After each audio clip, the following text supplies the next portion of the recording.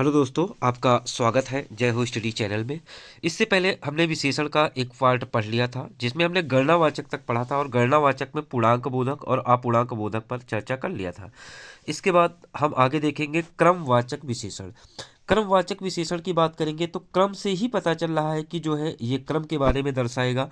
जैसे पहला, दूसरा, तीसरा, चौथा, ऐसे आपका बढ़ता जाएगा तो ये कैसा विशेषण हो जाएगा? क्रमवाचक विशेषण हो जाएगा। दूसरा हम करेंगे आवृत्तिवाचक विशेषण। आवृत्तिवाचक विशेषण क्या होता है? जो गुना को हमारा दर्शाता है। जैसे आपका तिगुना हो गया, चौगुना हो गया, दूना हो गया, सौ गुना हो गया, ये आपका आवृत्तिवाचक विशेषण हो जाएगा।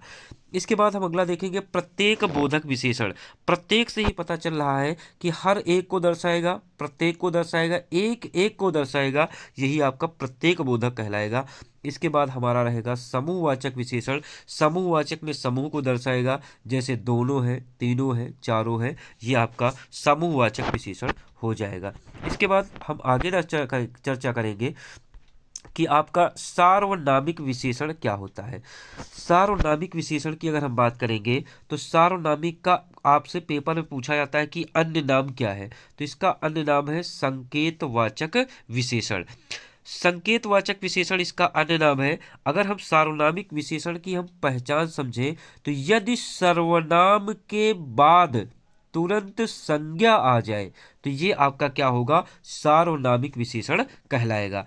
जैसे उदाहरण के माध्यम से समझेंगे कि यह गाय सुंदर है, तो यहाँ पर ये आप देखेंगे कि यह क्या है? यहाँ पे सर्वनाम है। और कैसा सर्वनाम है? तो निश्चयवाचक सर्वनाम है। और सर्वनाम के तुरंत बाद क्या आ गया? गाय। और गाय क्या है? संज्ञा है। गाय क्या है? संज्ञा। और कैसी संज्ञा है? जातिवाचक संज्ञा है।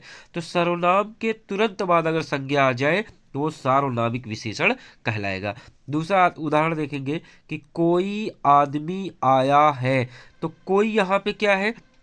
तो आप कहेंगे अनिश्चयवाचक सर्वनाम है। और आदमी क्या है? तो जातिवाचक संज्ञा है। कहने का मतलब कि सर्वनाम के बाद तुरंत संज्ञा आ जाए तो कैसा होगा? सार्वनामिक विशेषण कहलाएगा। सार्वनामिक विशेषण के जो है आपके दो भेद होते हैं।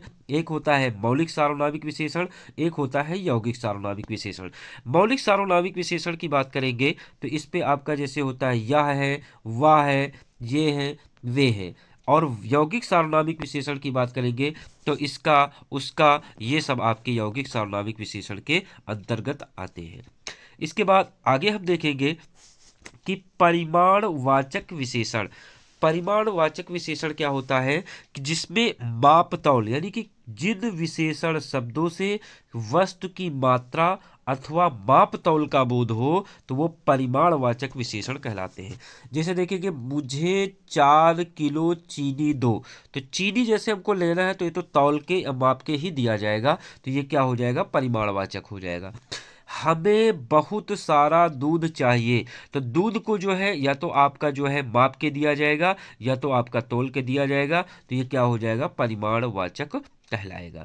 अब परिमाणवाचक विशेषण कहलाएगा तो परिमाणवाचक विशेषण की हम बात करेंगे कि इसके भेद कितने होते हैं। तो परिमाणवाचक विशेषण के दो भेद होते हैं। पहला होता है निश्चित परिमाणवाचक और दूसरा होता है अनिश्चित परिमाणवाचक। निश्चित परिमाणवाचक क्या होता है? कि जिसमें निश्चितता का बोध हो, आपका निश्चित परिमाणवाचक कहलाएगा। जैसे कह दिया जाए 1 किलो सेब, तो निश्चित हो गया कि सेब कितना चाहिए? 1 किलो चाहिए।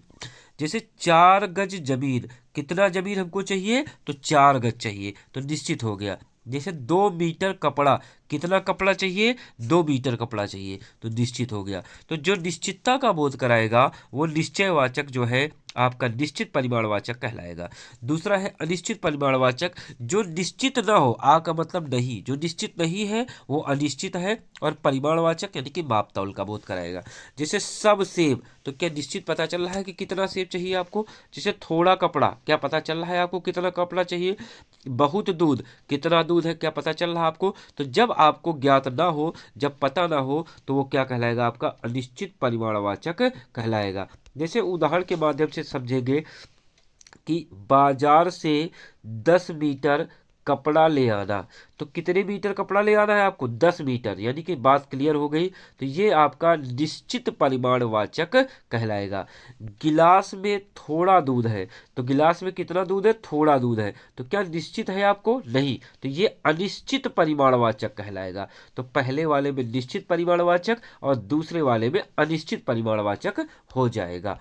इसके बाद हमारा अगला रहेगा आपका जो है गुणवाचक विशेषण।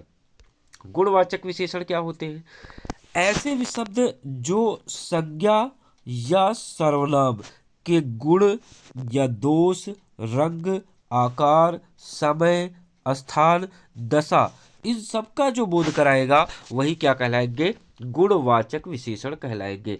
जैसे हम देखेंगे कि गुण या दोष क्या हो सकते हैं, तो अच्छा लड़का होना ये गुण है, कायर पुरुष होना ये दोष है। जैसे रंग की बात करेंगे तो नीला हो गया, काला हो गया, सफ़ेद हो गया, लाल हो गया, ये आपके रंग को दर्शाएगा। आकार की बात करेंगे तो जैसे बड़ा हो गया, छोटा हो गया, लंबा हो गया, ये आकार को दर्शाएगा। जैसे दशा की बात करेंगे तो स्वस्थ हो गया, रोगी हो गया, ये सब जो है दशा को दर्शाएगा।